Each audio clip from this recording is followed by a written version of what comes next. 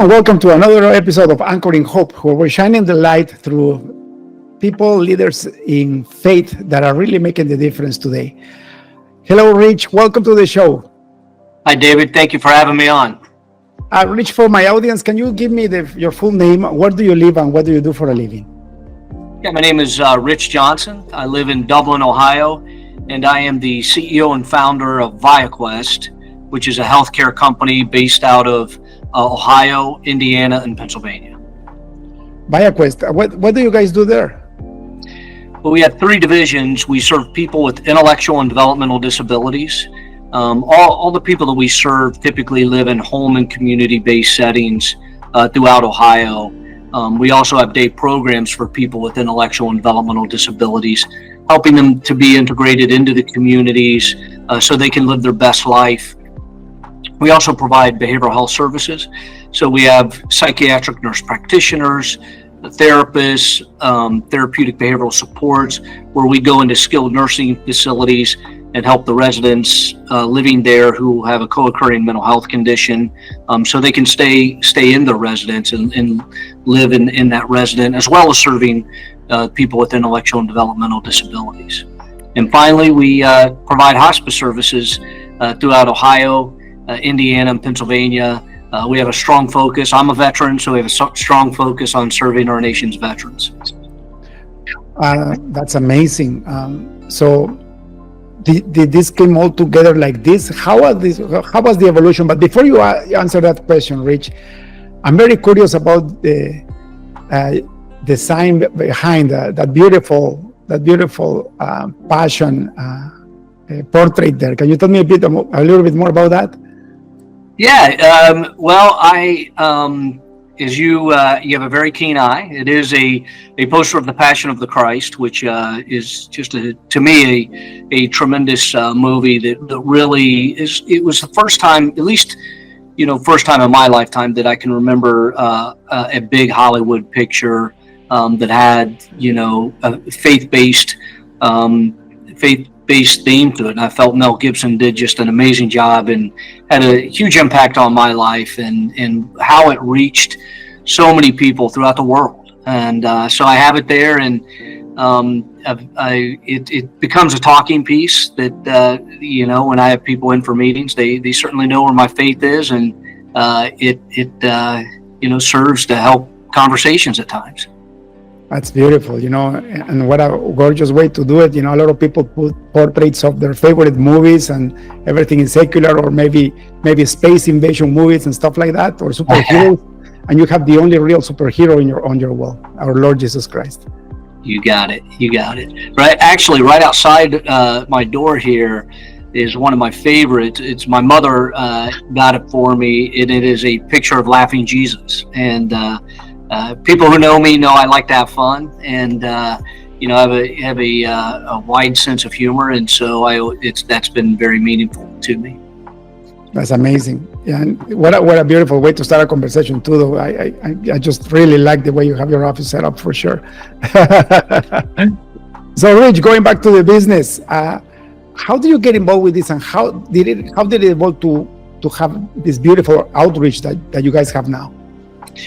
Yeah, like I mentioned before, I'm a veteran of the United States Air Force. I was, growing up, nobody in my family had ever attended college, and have a long history of veterans, and grew up with very meager beginnings.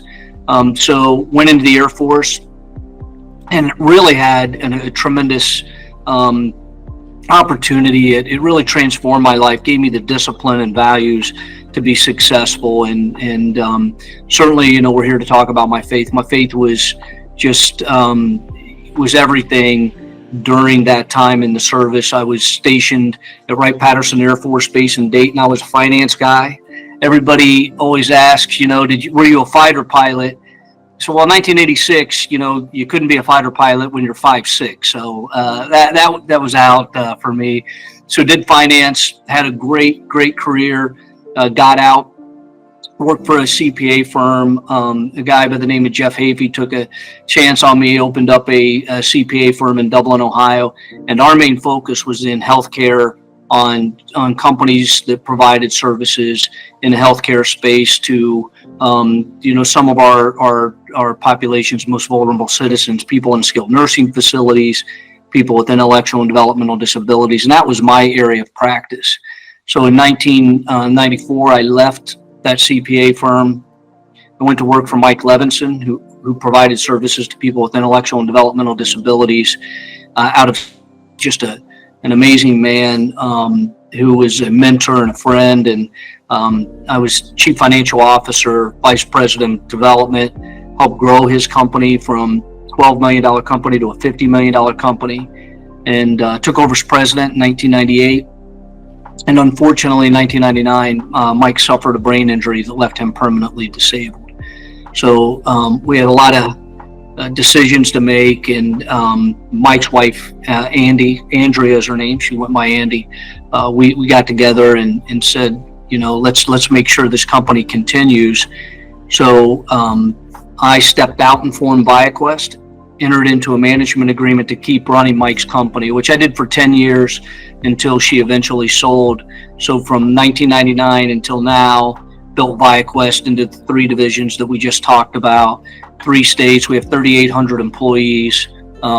Just blessed to have them work with every day that gets up and changes people's lives. That's amazing, right? Like, you get into the Air Force, ended up in finance, and little do you know that the Lord was going to use that skill set for His glory, because what you guys are doing is providing tremendous value to people that really need it the most, right? You got it. Absolutely. So when you got out, you founded ViaQuest, and then you got involved into supporting the business that was left behind, right? Yes. Yeah. I continued to manage that for Mike and his family for 10 years. They eventually sold. Mike, at the time of Mike's injury, he was young. He was 52, had a 2-month-old son, 2-year-old son. I keep an eye on how they're growing and developing, and they're 2 fine young men. And, she eventually sold the company, and we carried on Mike's legacy. He had a tremendous impact. In a grand scheme of things, we worked together for a 5-year period of time, and but the impact he had on me, and he not only was a mentor and just an amazing business person, but he was my friend and just taught me a lot. And Mike and I came from two different cultures. I grew up in a small town, in central Ohio. Mike, I grew up, it was predominantly, Protestant Christians in that community. Mike was Jewish, and taught me a lot about his faith, taught me a lot about how he grew up, his culture, and it was what a blessing. It was just a great opportunity.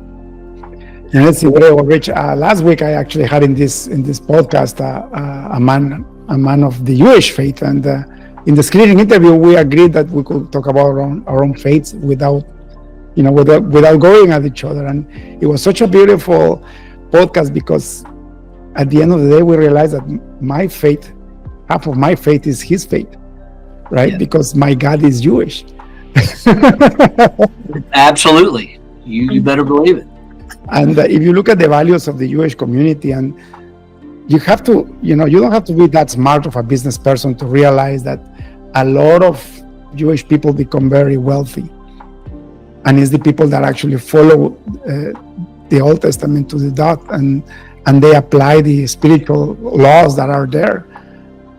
If you look at Deuteronomy, and you look at the blessing and the curse, and what do you need to get the blessing, and what do you need to actually fall under the curse, and they actually apply that for business. And a lot of Jewish people are very rich because of that, and people don't figure it out, right? Yeah. Well, Mike was very successful, and taught me a great deal about business and life, and not a day goes by that I don't miss him and take something from that time we had together. That's amazing, Rich.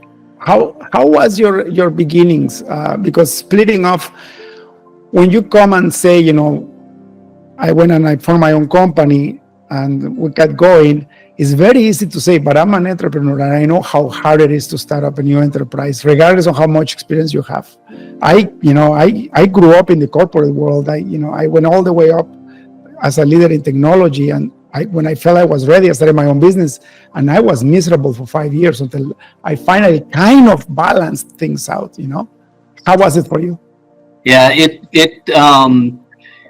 as you say, it's difficult. A lot of people, see the successes and don't fully see how difficult it is. And I went through many times where almost ended up going out of business. And so, I as I mentioned, came from very meager beginnings, so didn't have a whole lot. I bootstrapped the company to keep it going. And when the financial crisis hit in 08, 09, the banking crisis, the bank that I was banking with was one that was in trouble.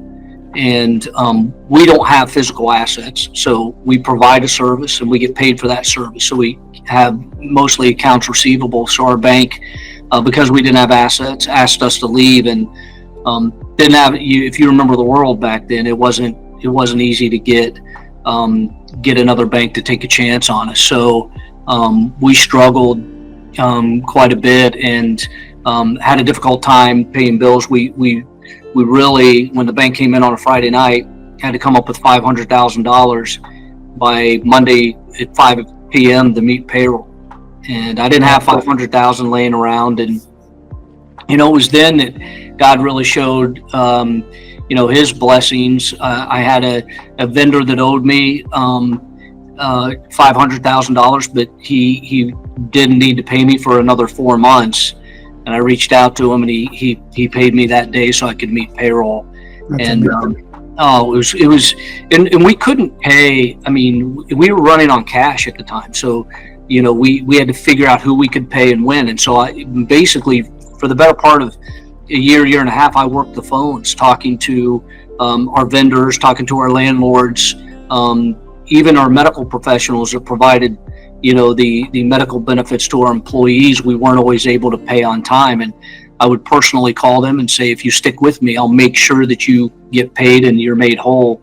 And we did, and though it was one of the most difficult times of my life, but it was also one of the most amazing times, because that period of time we had the lowest turnover in our company's history and the highest employee satisfaction. Wow. Employees that got better offers and got offers for jobs, they turned them down because they felt that if they left ViaQuest, it would send a bad message and people would think the company's in trouble. And we had so many people in need that needed our service. Everybody stuck with it and stuck it out. And it was one of the most amazing to see humanity work the way it did at that point in time. Not only the people, our vendors, but our employees. It was a special time that I always hold dear. So yeah, it's been a difficult ride over the past 25 years. December 1st will be our 25th anniversary. Congratulations!